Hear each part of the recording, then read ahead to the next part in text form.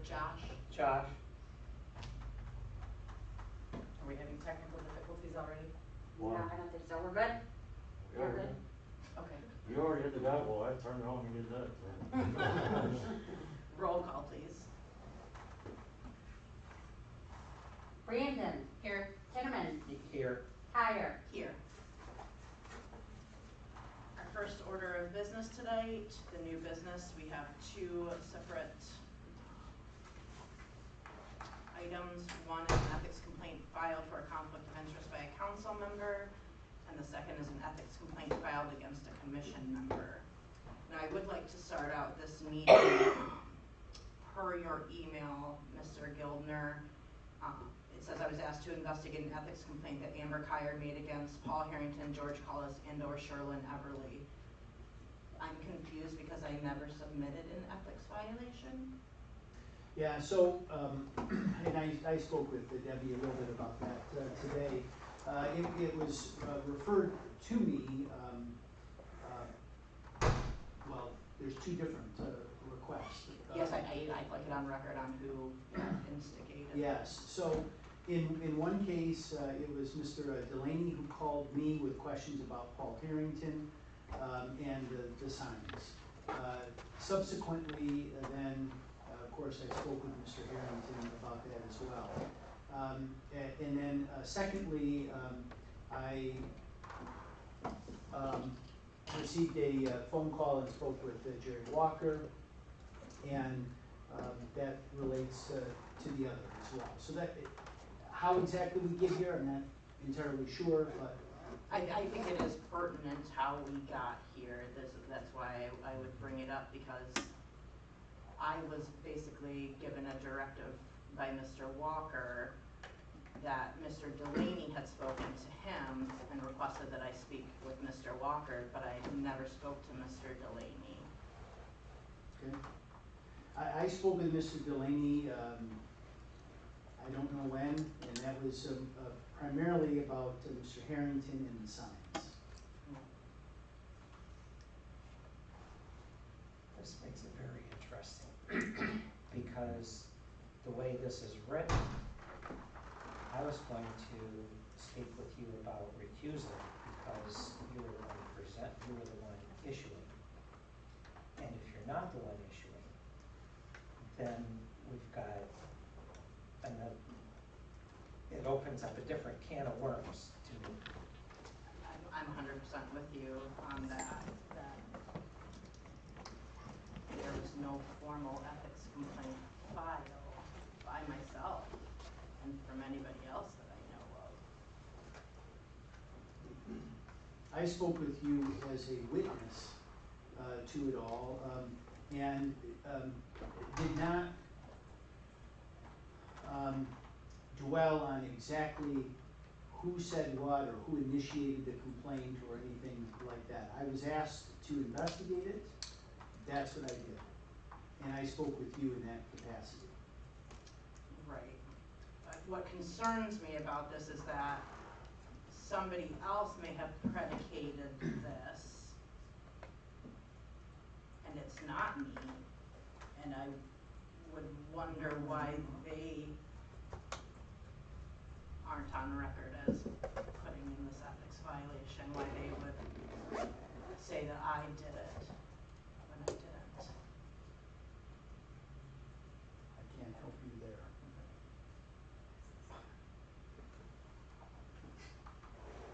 The substance of my investigation has nothing to do with who made the complaint. As far as I'm concerned, that's a secondary issue. The issue was brought to my attention. I was asked to investigate it. Whether you made it or someone else made it, it was still something that was worthy of being looked into. That's what I did. Right. My concern is that that myself and this committee are being weaponized for a personal vendetta and using me as an ends to a means, and I don't like it. I don't think that that is the function of this committee, and I don't think it is the function of myself. So if I may, so I don't think that that's the case at all, though. So in the case where President Delaney spoke to me and said that he felt that there's an issue, he had already talked with Mr. Gildner, and that he would like it forwarded to Mr. Gildner for investigation. Pursuant to ordinance, of course, the village manager cannot investigate, nor should investigate, a sitting council person. So, I mean, I think that's pretty clear. I mean, the verbiage in the letter, I mean, is it 100% accurate where it emanated from? No. But I mean, I think the fact is Misleading. that when you and I spoke, you felt that there may be something inappropriate. That's what you told me. That you Right, felt that there may right. be something inappropriate. Correct, So, after you came to me and, Yes. and said Mr. Delaney came to you, in Yes. which I never spoke to Mr. Delaney. Okay, well, I mean, I don't know that. I can only pass on Right. to you, you know, what I heard. But I think the mere fact that you said that you felt that there may be something inappropriate, it is incumbent upon you or any other council member to bring that forward. I mean, that's your function.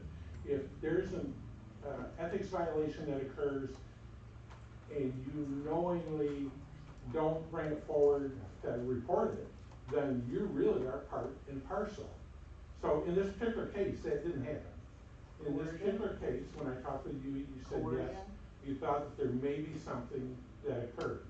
And so, you know what, I think you're fine there. In the case of allegation 2, we're not there yet, but in that particular case, I do have the authority to investigate commission members. I chose not to in this particular case because the ordinance gives me that deference. If for whatever reason I don't think that it's in the best interest of the village to do that.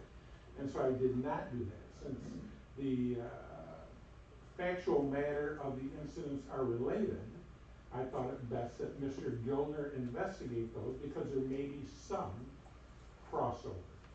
So I mean, are you on the official record as the reporting person to me?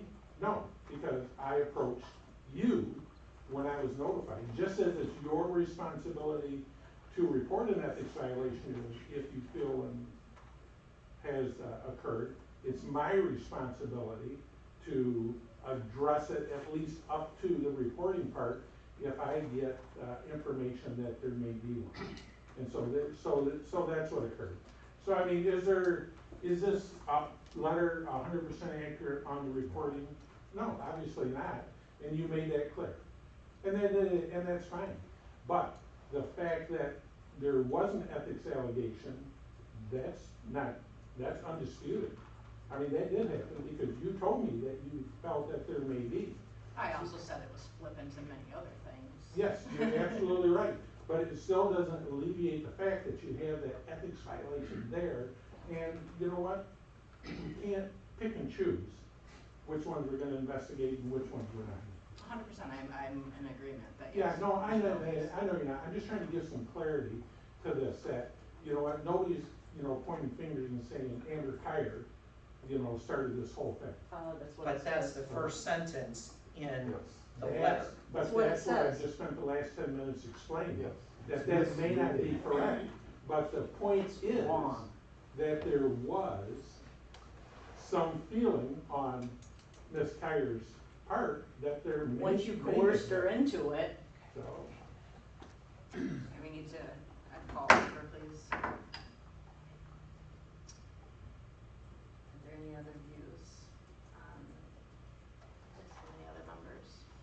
Can we, I'm not sure what's appropriate to request for this particular, piece for that first sentence. Would it be appropriate to ask for it to be corrected?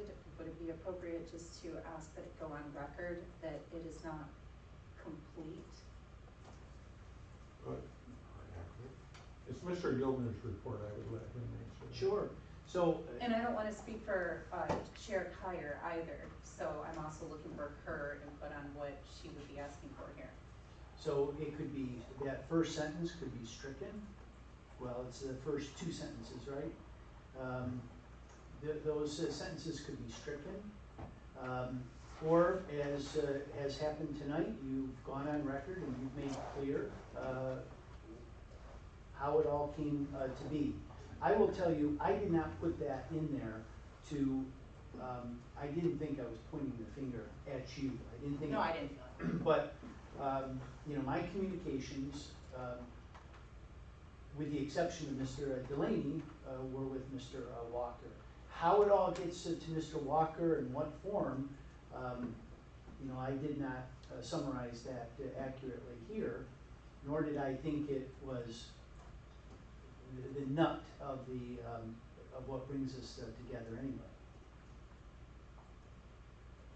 Those are your options. Yes, I would like whoever brought the original complaint to Mr. Walker and to you to be in the record and into this statement and not myself, because it's not a truthful So statement. this is what I will do. I will, tomorrow, I'll send a letter out referencing this and correcting it in terms of how it emanates and how it brought us all together.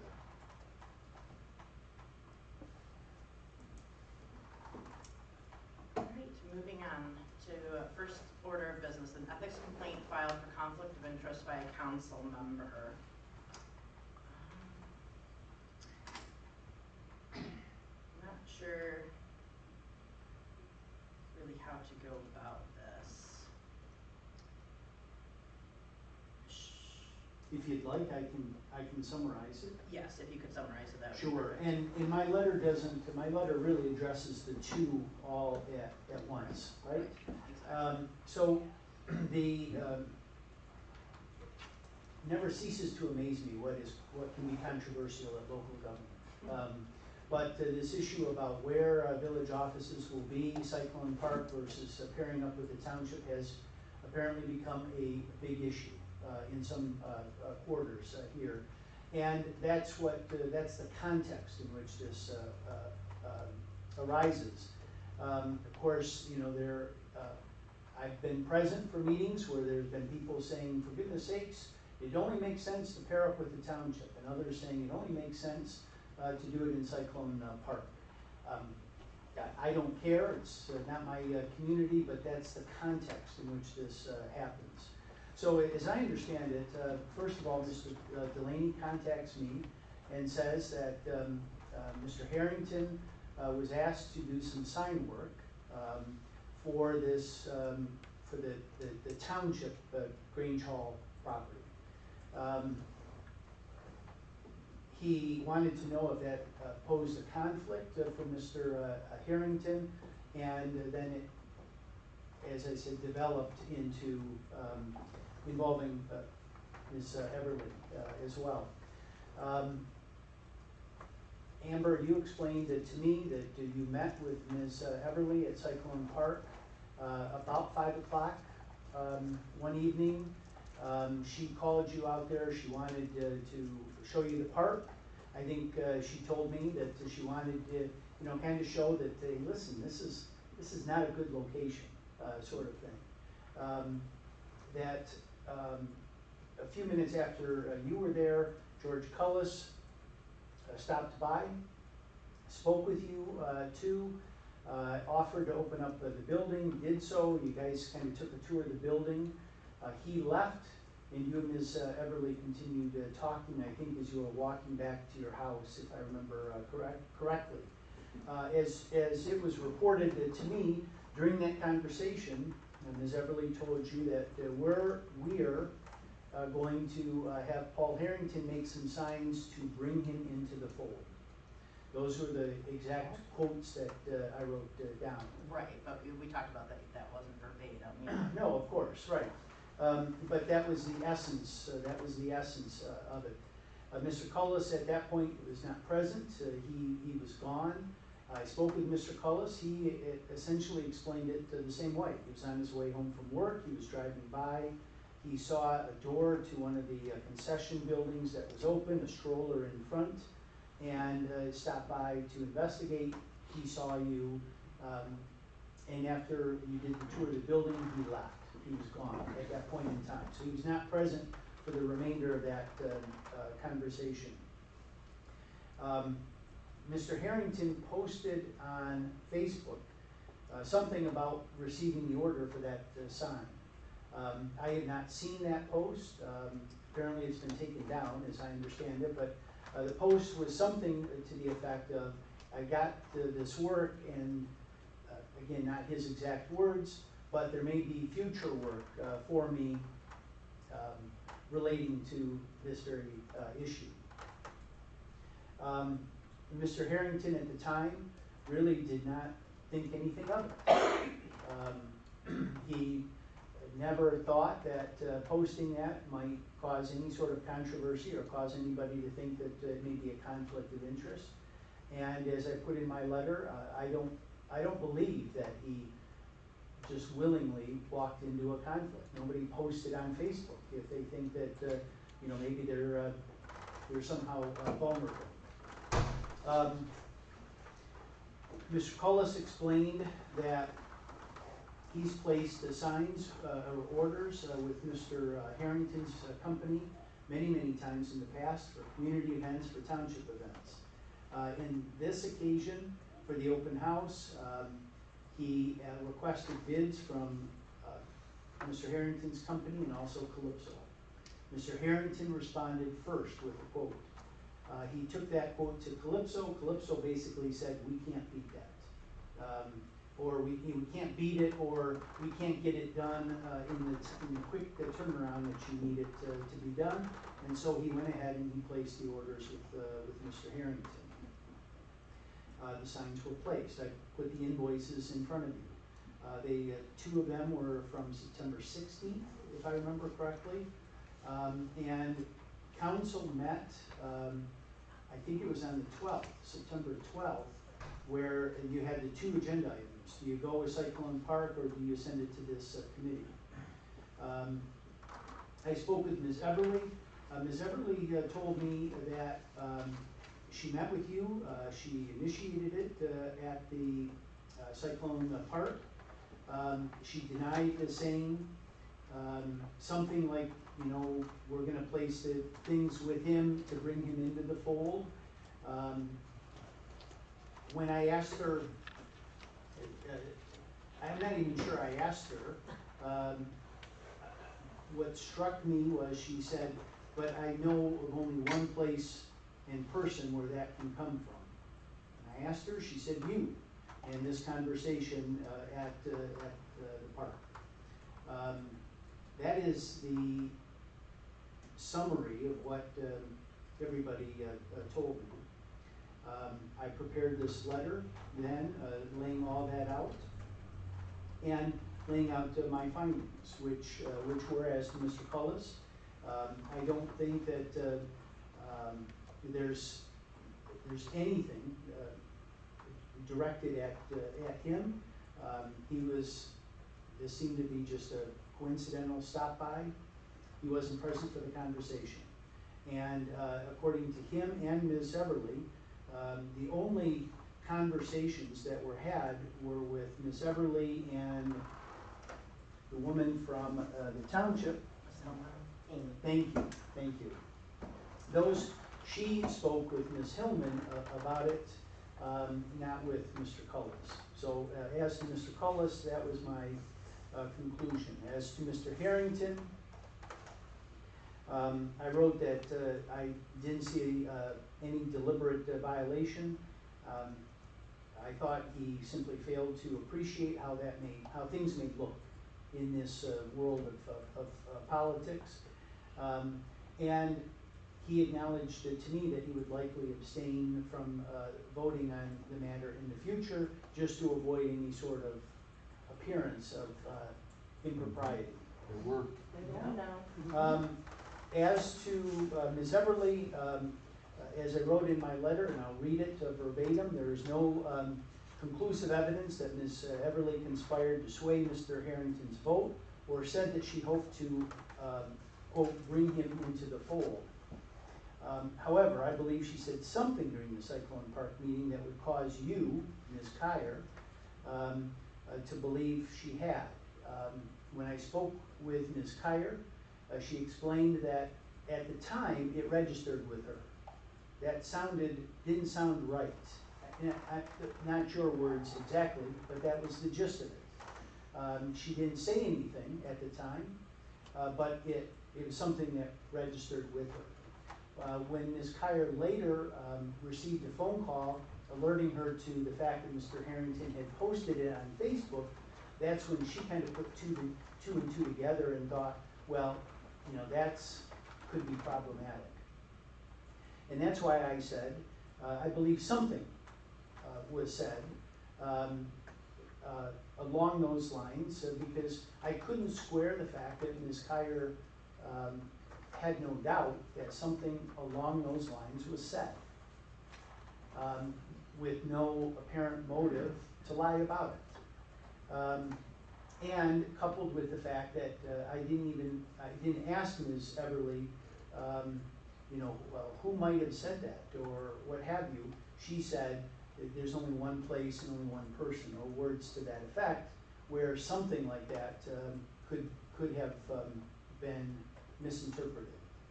And that was that conversation. And so, I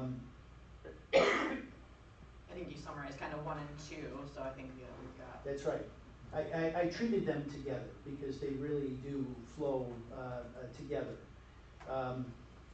And you know, my final sentence is, it should be obvious that saying anything that might cause Ms. Kyer or anybody to believe that she was trying to influence Mr. Harrington's vote, even if those exact words were never spoken, carries the appearance of impropriety that violates the village's ethics rules.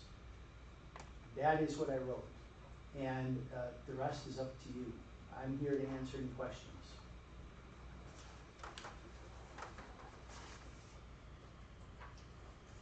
I'd like to have some discussion regarding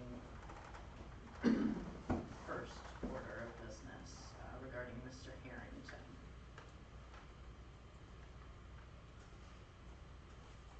Numerous times in this community, we have said over and over and over, we are a small community. We do business with each other. My role in the Chamber of Commerce, I do business. They are 50% of the businesses in town are members of mine, basically paying my salary. Paul is a customer, or I am one of Paul's customers as well. You know, I order signs from him all the time. The township orders signs from him all the time, you know, for various things. If we think about other scenarios even, we have had, if you think about other people on the council, Mr. Perkins has painted something or rebuilt something for virtually every person. It's interesting that you bring that up, because that was brought up to Mr. Gildner as well, that yes, Mr. Perkins is currently painting for our treasurer. So, Our clerk. and has done work for Mr. Walker, has done work for Mr. Cullis, has done work for probably half of the people in this room. Me. You know,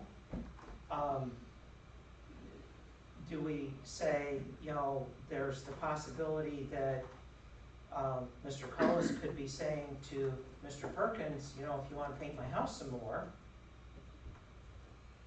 But I've not heard any of those kinds of statements made in any of this as a quid pro quo type of thing. And that's what I feel is being portrayed here. And I don't see that. I see a small community that does business with each other. Does that sometimes make some gray spots? I find that lots of times. You know, I found over the weekend even, over last weekend, a possible business was doing an open house. And I received an invitation, and I was on the planning commission that would be looking at that on Wednesday. I chose not to go to the open house, partly for these kinds of things. So yes, those are boundaries you begin to set for things. Now that that's approved, I'm interested in that business for a member. So, you know, there's a lot of gray areas that you can go, okay, this is, why are we pursuing some of this? You know?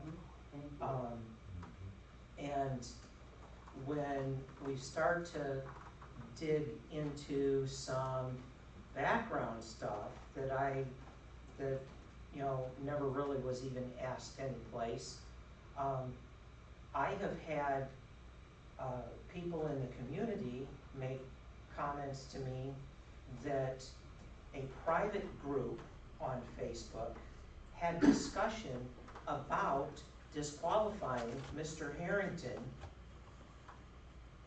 to help influence votes. Yep. So if that kind of information was put out there, and then Mr. Delaney follows through on that, then do we have other issues going on as well that maybe blows the lid off from all kinds of garbage here? As Mr. Gilner said, we are dealing with quite a contentious issue that really does not need to be contentious if we sit and work through it rather than trying to manipulate and make things happen.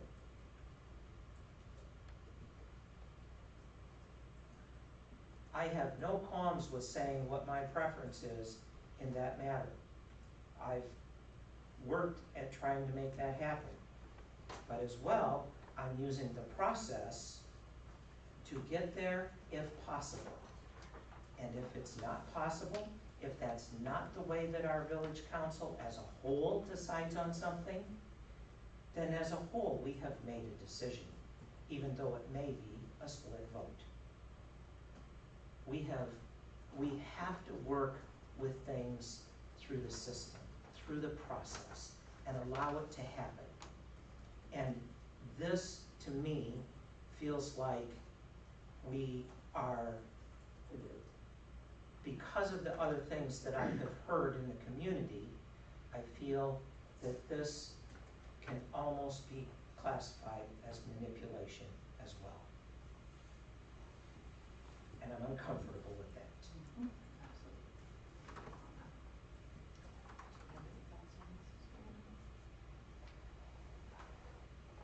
So, with the conflict of interest accusation,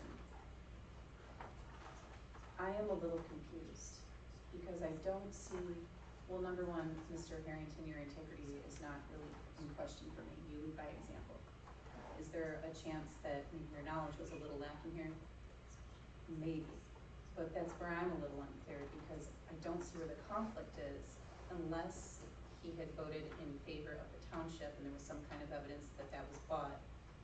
At our last meeting, he voted to gain more knowledge about the township, and that was in no way suggesting that he would vote in favor of the township or not in the future. And he hasn't been given a chance to recuse himself for that to be his option. But his hand is being forced here, which gives the appearance that we're assuming that he wouldn't have recused himself. That piece is unfortunate. Currently standing, I'd like to ask if it's okay, Mr. Gilner, if there is a conflict of interest on Mr. Harrington's part, even if unknowingly. I was asked that by Mr. Harrington, if I recall correctly, and also Mr. Delaney. My answer was, at this point, I think there's the appearance of a conflict, which sometimes the appearance matters just as much as the actual conflict. To a person, everybody said that Mr. Harrington is above reproach. I don't know him. I have no reason to doubt that. It's the and I don't think it's any one thing. I don't think it's simply because he made a sign. Okay? So that's clear. I don't think the fact that it's a small community and he happened to make a sign that may be problematic. It's doing so coupled with the statement that, not in verbatim, not in quotations, that has circulated, that creates at least an appearance of a conflict. Ms. Brandon, does that answer It your does. question? It does, because appearances can be handled with transparency among grown-ups. So it sounds to me like our lawyer is saying that there was no conflict of interest, but rather an appearance of such to those who don't have the whole story. And it sounds like now we're getting closer to the whole story, and there was no conflict of interest. There could potentially be on future votes, but I would trust Mr. Harrington to handle himself appropriately with the knowledge that he's gained. And that's my input for agenda item number 1.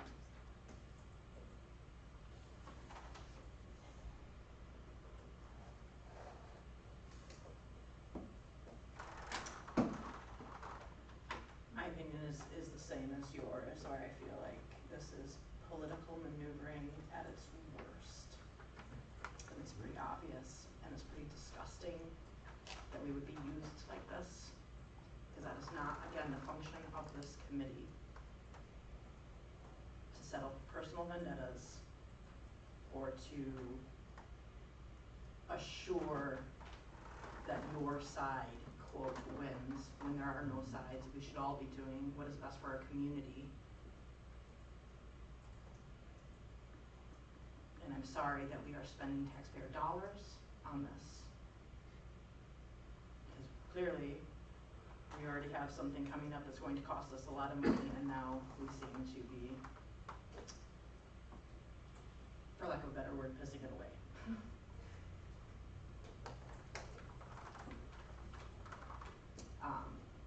In here, because I am referenced, when it was brought to me about Mr. Harrington, I did bring up James Perkins, that could also, you know, be construed as a conflict of interest. I brought up at the last council that sat in these chairs, where Tom McKenney represented another member of this board. We talked about this when we made our ethics, that could get into muddy water here. I again said I found, it's my opinion, that Mr. Harrington committed no conflict of interest because, as Ms. Brandon said, he was never even tasked to vote.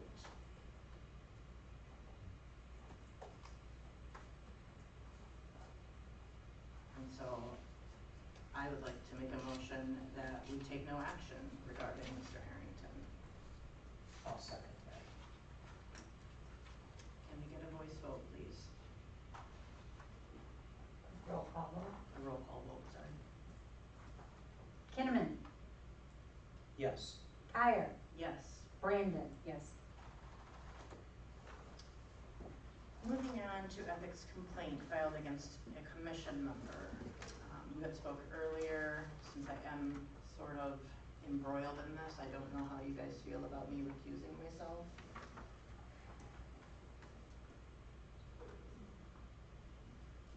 I guess my first question is to our attorney. Does Chair Kyer have good reason or legit reason to recuse? I think what I said earlier holds true here. It's the appearance.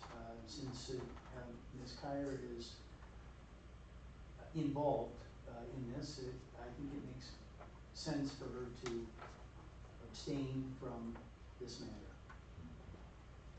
Okay. Do you have to take a vote on that? You can, you don't have to. This is, I think if we agree by consensus is the same thing as a vote, if we're all there. Yeah. I will recuse myself. Okay. So then we need, I think we just talk about it. complaint filed against Commission Member Everly. And that is, so I'd like to go back to the first line here. If Amber Kyer isn't the one filing the complaint,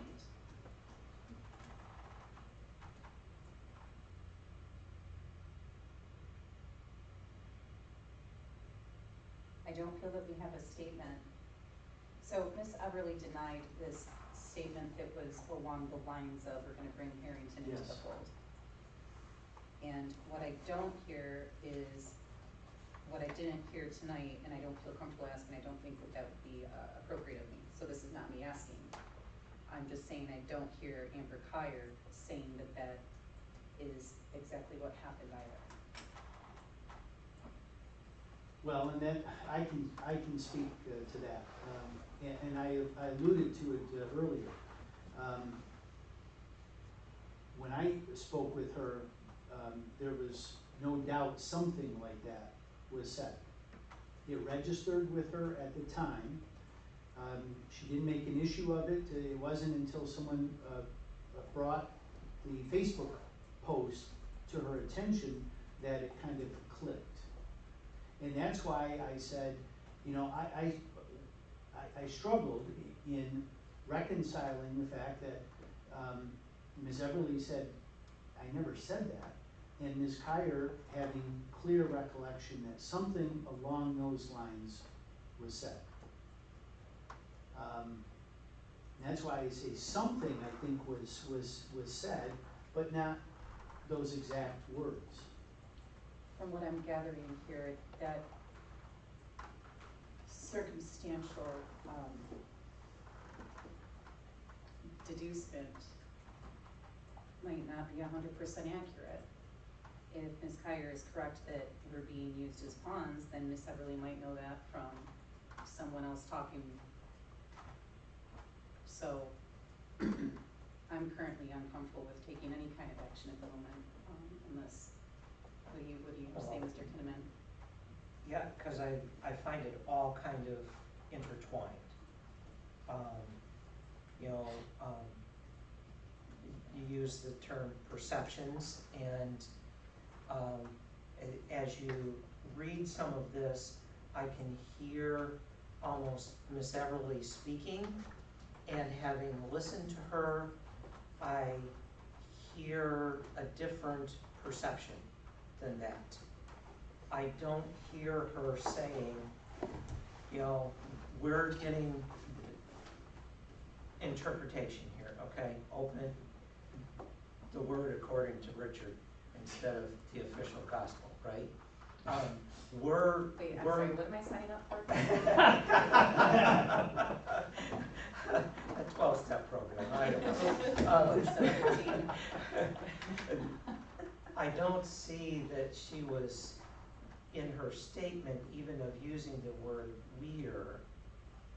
That's part of the divisiveness or the siding that has been created in this about we as in a group that has an interest in one way or another and had begun to have a sense that Mr. Harrington, based on his actions in the council meeting, might be leaning in a way that's quote unquote with us, is an interpretation of the way that a statement can be made, and I can hear Mrs. Everly speaking that way and thinking that way. And then to know that, once again, some comments have been made in private groups about making sure that that doesn't happen, adds to it. Adds to my, probably that's the perception I'm gaining from this. I'm seeing, you know, there's nothing wrong with somebody saying, can you come over and let me show you around the building? You know? any building, either building.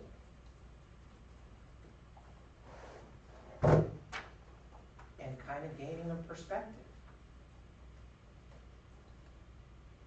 It's, I don't know, If I, to the best of my knowledge, one of our options for Commissioner Everly would be to remove her since she is an appointed seat, correct? we can. For, not for us to remove her, sorry, but It for could us to be recommend it to recommended. council to Yes, remove her. yes. If I thought that if we had evidence that someone was trying to influence a vote, that would be my recommendation. And without the, origin, without an origin, really, of an ethics complaint willing to stand up and say that that is something that Ms. Everly said, I can't take action. Well, and even then, I have had numerous people on both sides of this issue sit down with me and try and talk to me about their side or their interests. And so, if, To persuade you, to persuade me. to- not to intentionally manipulate and Right, bring you no, into a not vote. manipulation, but, yeah, you know, it's what you consider persuasion, you know? Is it offering you money, is it twisting your arm, is it buying a sign, is it, you know, mowing your lawn, is it, who knows? Well, there's okay? a legal definition when it comes to Right. this. Right, I can throw pretty words at you all day long. Once I offer you money or to line your pocket, it's a different story. oh, right, and that becomes the conflict of interest thing. Or in this, and once again, I don't see, even though Ms. Everly, as well as Mr. Cullis, both serve on commissions for the village as well, that they don't have the ability to express those opinions to a council member. To offer just the word quid pro quo to one of us becomes the problem. And I don't see any of that in any of this. For either case.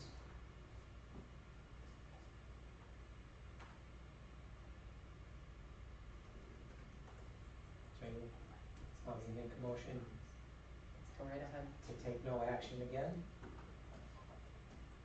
I need a second. I'll make a second. I guess we have to have a roll call vote.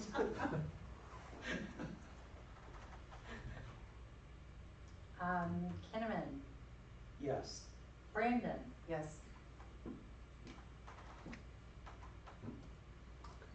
You may step back in. All right, so it looks like we are completed with business. I appreciate your guys' input. And again, I would caution anybody who would seek to use this committee or any other members for their own personal gain, that tonight you got your answer on what will happen. And with that, I will adjourn at 7:44 p.m. Gary, your colors are shining through.